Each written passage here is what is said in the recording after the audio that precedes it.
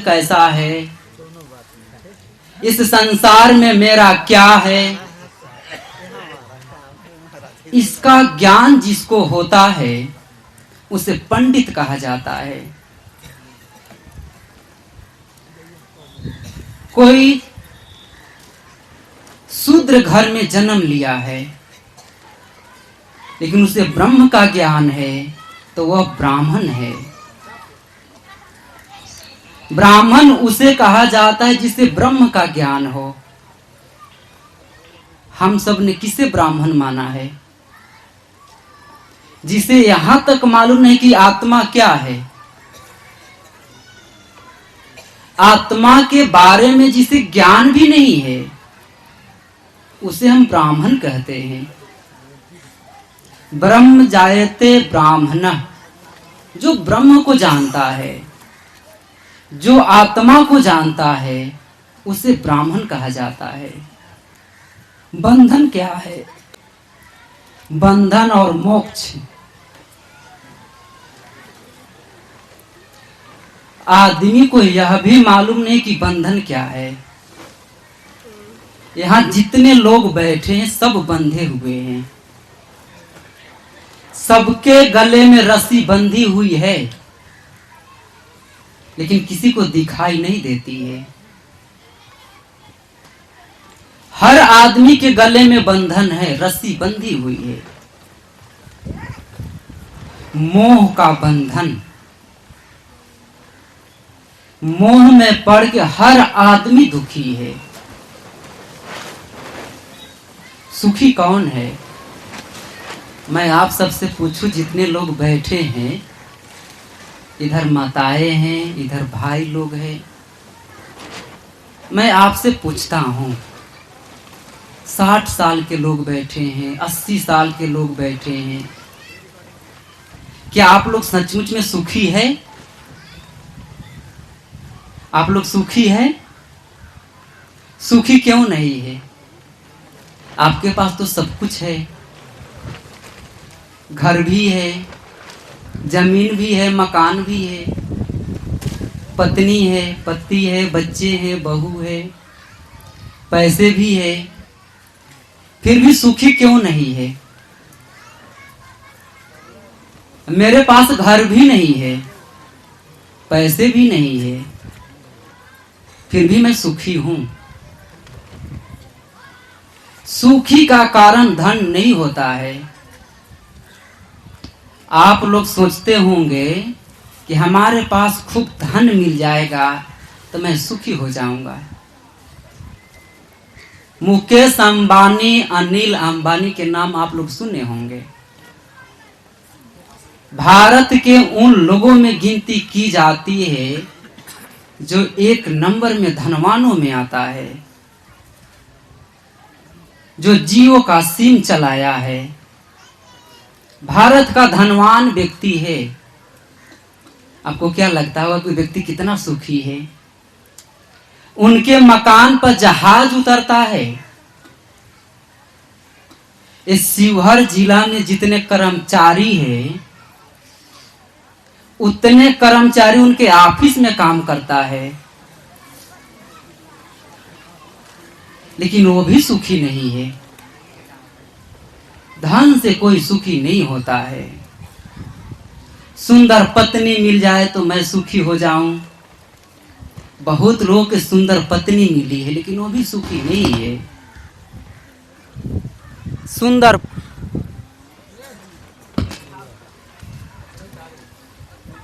सुंदर पति मिल जाए, सुखी हो जाऊं। सुंदर पत्नी मिलने से कोई सुखी नहीं है।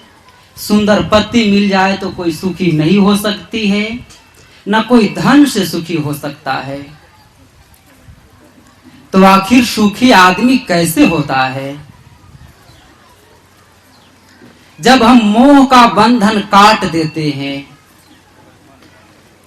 अपना और पराया का भेद जब मिटा देते हैं, तब व्यक्ति सुखी होता है। आदमी अभाव से सुखी नहीं है।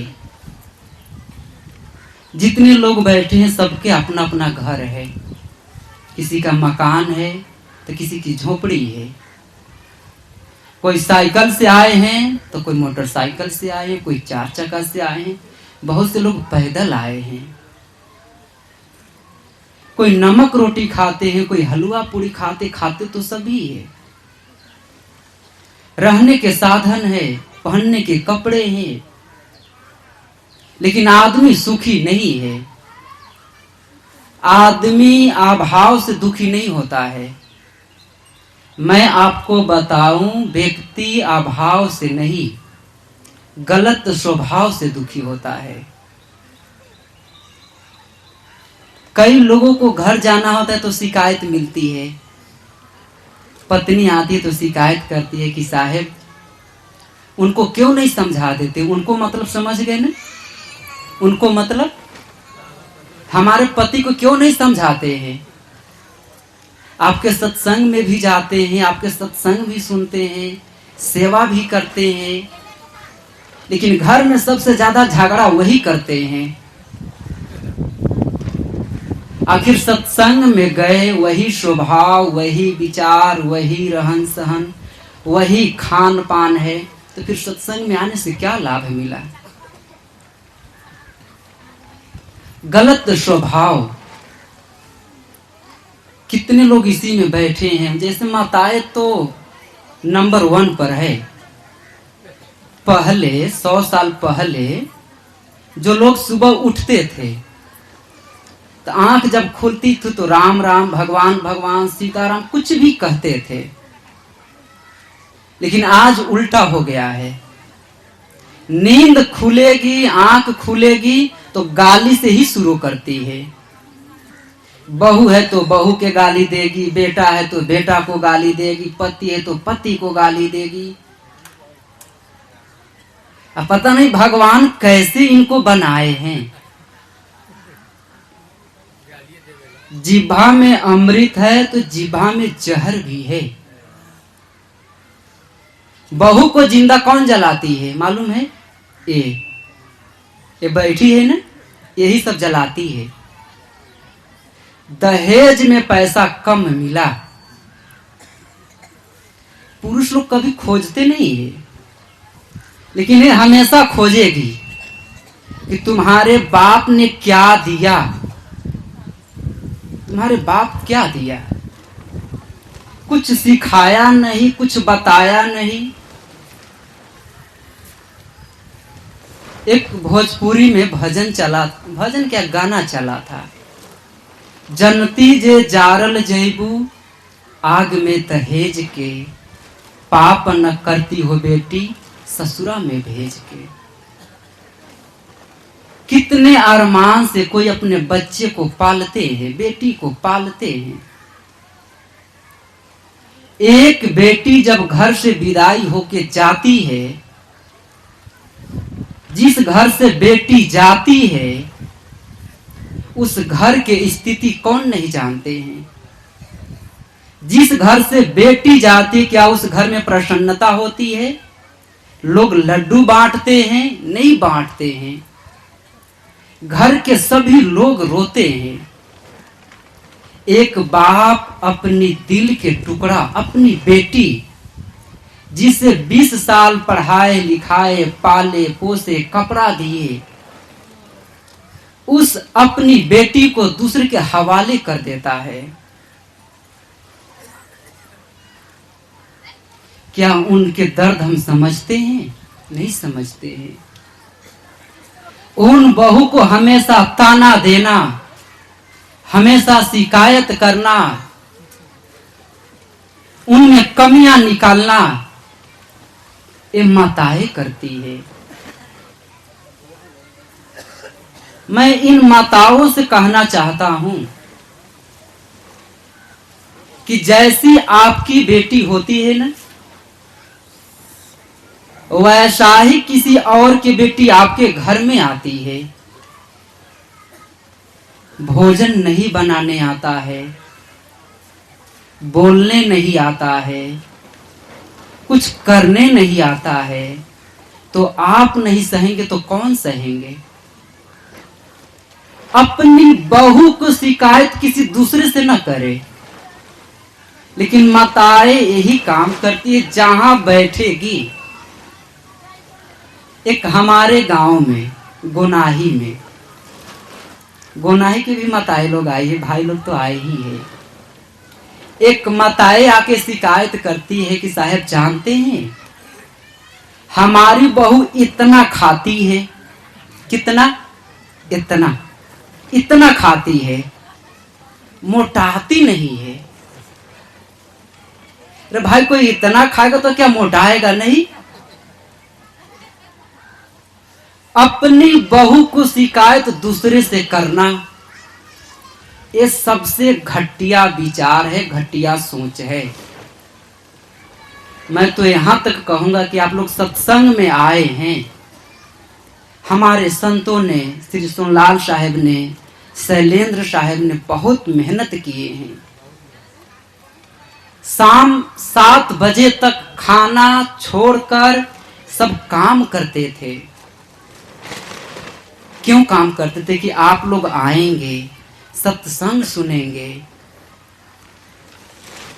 तो आप लोग आए हैं तो एक बात को हमेशा याद रखना, माताओं से, आपके बहू भोजन न भी दे, दूसरों से यही कहिएगा कि मेरी बहू तो बहुत मानती है। आपको भोजन भले ना मिला हो, आप भूखे हैं, लेकिन दूसरे से ना कहे कि मेरी बहू मुझे खाना नहीं दी है। क्या जिनसे कहेंगे वो आपको खिलाएंगे? नहीं खिलाएंगे। जब नहीं खिलाएंगे तो फिर शिकायत क्यों?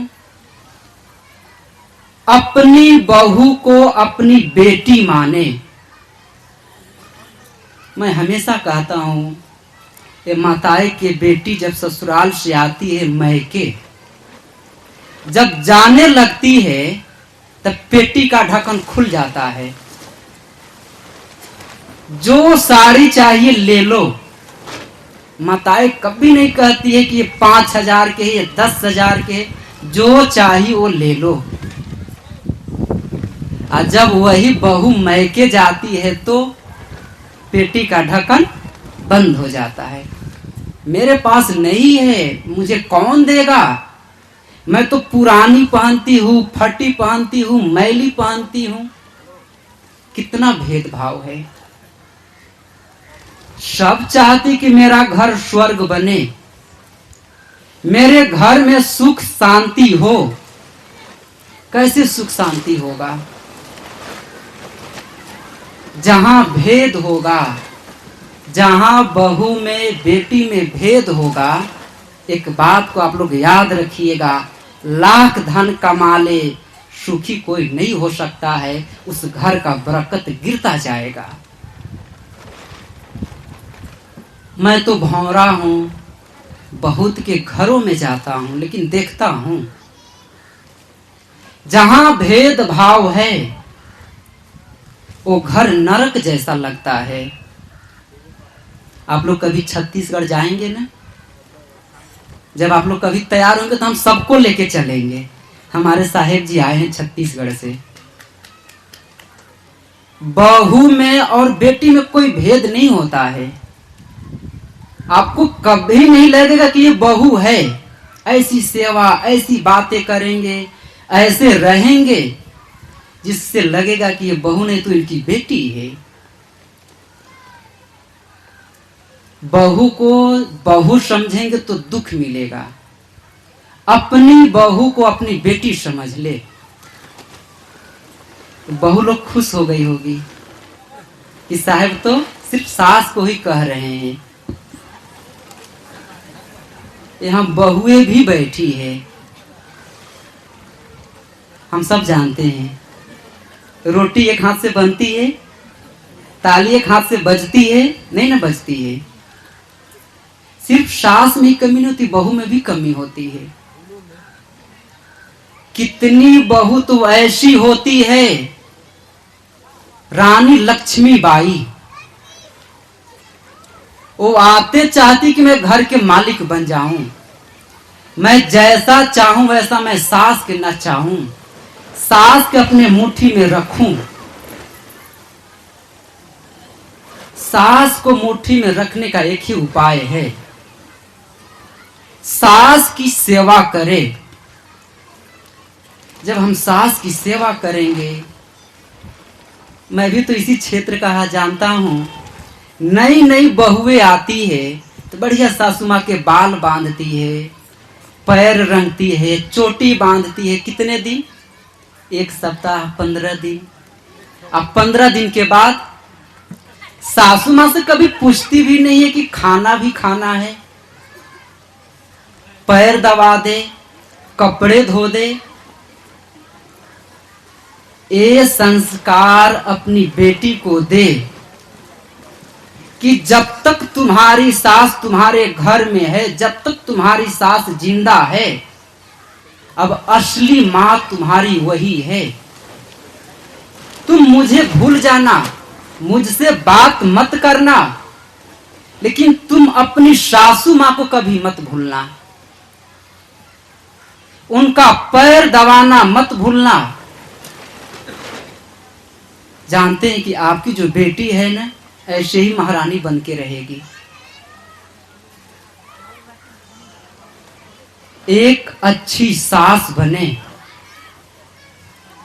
अच्छी सास वह होती है जो अपनी बहू को शिकायत किसी से नहीं करती है। एक अच्छी बहू वह होती है जो अपने ससुराल की शिकायत मैके में नहीं करती है। कितने तो वैसी भी होती है कि ससुराल से बिना बताए, बिना कुछ कहे भाग जाती है। लोग क्या कहते हैं, इनके माता पिता क्या संस्कार दिए हैं, इनके माता पिता कितने घटिया है, इनकी बेटी भाग गई। भागे कभी न। दुख मिलता है तो आपके नसीब का दोष है, आपका भाग्य के दोष है। सुख मिलता है वह भी आपका भाग्य का दोष है। आपका भाग्य अच्छा है, आपकी किस्मत अच्छी है, तब आपको सुख मिलेगा। किस्मत ही खराब है, स्वभाव ही खराब है, तो सुख कहां से मिलेगा। अच्छा स्वभाव बनाए, सुंदर स्वभाव बनाए। एक बात और, मीठा बोलना सीखे। भंडारा में खीर बन रही है, खीर मीठी होती है, सब लोग मीठा भोजन खाएंगे। एक बात और, जब मीठा प्रसाद ग्रहण करेंगे तो आज से संकल्प ले कि आज से हम सब लोग मीठा ही बोलेंगे, कड़वा नहीं बोलेंगे। जब भी बोलेंगे तो लोगों को लगे कि हमसे कितने अच्छे से बातें करते हैं। मीठा बोलना सीखे। पूज्य साहब जी कह रहे हैं कि भले खीर छोड़ देंगे लेकिन कड़वा बोलना नहीं छोड़ेंगे।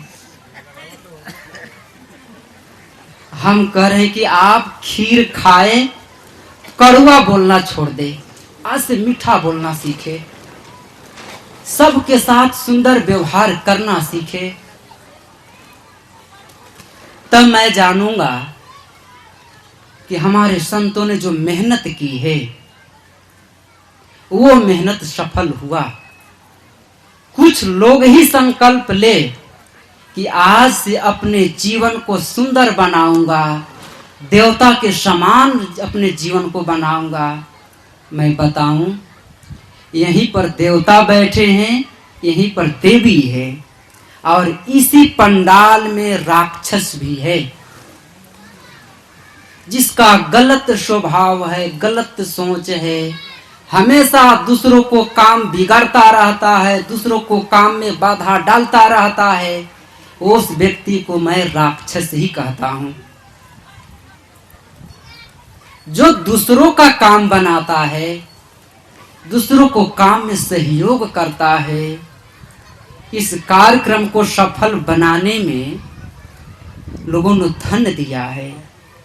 कितने लोगों ने अपना शरीर दान किया है, कितने लोगों ने अपना मन प्रदान किया है। साहब जी का कार्यक्रम अच्छा से संपन्न हो, वह देवता है। वह व्यक्ति राक्षस है जो सोचता है कि साहब का काम कैसे भंग हो जाए, अच्छा सत्संग न हो, लोगों की व्यवस्थाएं अच्छी ना मिल पाए। उस व्यक्ति को मैं राक्षस कहता हूं। तो आप क्या बनना चाहते हैं, देवता या राक्षस? किसी का काम बनाना चाहते हैं या किसी के काम बिगाड़ना चाहते हैं? अपने जीवन को सुंदर बनाए। सदगुरु कबीर का सिद्धांत है, मानव सेवा और आत्म कल्याण। मानव की सेवा हो, तन से, मन से, धन से उनको सेवा करे जो असहाय है। मैं जानता हूं कि आपके गांव में सत्संग होगा, कोई कार्यक्रम होगा, बहुत लोग 50-50 हजार रुपए दान करते हैं। आपका ही भाई 2 दिन से खाया नहीं है, आप उनको तो एक रोटी नहीं दिए हैं। आपकी मां महीनों से फटी साड़ी पहन रही है, उनको तो साड़ी नहीं दिए। मुखिया जी आ जाएंगे, सरपंच आ जाएंगे तो चाय बनाएंगे। अपना ही भाई है, गरीब है, उनको एक रोटी नहीं देते। मैं कहता हूं कि मुझे दान मत दो, मुझे 1 रुपए मत दो, लेकिन अपने भाई जो गरीब है, तुमसे लाचार है, उनका सहयोग कर दो। तुम्हारा दान करना सफल हो जाएगा। तुम्हारे पिताजी महीनों से बीमार है, उनकी दवाई नहीं करा पा रहे हो, उनकी दवाई करा दो। तुम्हारे गांव में कुछ ऐसे व्यक्ति हैं जिनके कोई नहीं है, उनकी सेवा कर दो। सेवा परमो धर्म, सेवा परम धर्म है। सदगुरु कबीर का सिद्धांत है, मानव का सेवा और आत्म कल्याण। मनुष्य की सेवा करे और अपना उद्धार करे, अपना बंधन को काटे। कहां से आए हैं, कहां जाएंगे, रात में सोचिएगा सोते समय, मैं मानव का जीवन क्यों पाया, मानव का जीवन पाया तो क्या मिला। तो मैं बताऊं, आप लोग सिर्फ रोएंगे, आंखों से आंसू आएगी कि मैंने मानव जीवन पाके मैं मानव जीवन को व्यर्थ गंवा दिया, कोई अच्छा काम नहीं किया, संतों की सेवा नहीं किया, गरीबों को सहायता नहीं किया, प्यासे को पानी नहीं पिलाया, भूखे को भोजन नहीं कराया, तब तो आपको मानव जीवन पाना व्यर्थ ही तो गया। आप में और जानवर में क्या फर्क पड़ता है? एक सुंदर मनुष्य बने, अपने जीवन को, अपने स्वभाव को सुंदर बनाए, संतों से जुड़कर, गुरुजनों से जुड़कर इस भवसागर से हम सब पार जाए। मानव का जीवन भवसागर से पार जाने के लिए मिला है। हम लोग कितने सौभाग्यशाली है कि हमारे बीच सजनता और विद्वता के प्रति मूर्ति पूज्य श्री साहेब जी पधारे हुए हैं। बस साहेब जी कुछ ही क्षण में मंच पर विराजमान होंगे। संतों से जुड़कर, गुरुजनों से जुड़कर इस मानव जीवन को उद्धार करे और भवसागर से पार जाए। आप सबको बहुत बहुत धन्यवाद, आभार व्यक्त करता हूँ। इन संतों का आभार मैं व्यक्त करता हूँ कि हमारे कहने पर, हमारे निवेदन करने पर हमारे संत लोग आए, इस कार्यक्रम को सफल बनाए। तहे दिल से आप सबको मैं विनती प्रार्थना करता हूँ, आभार प्रकट करता हूँ। बोलिए सतगुरुदेव की जय।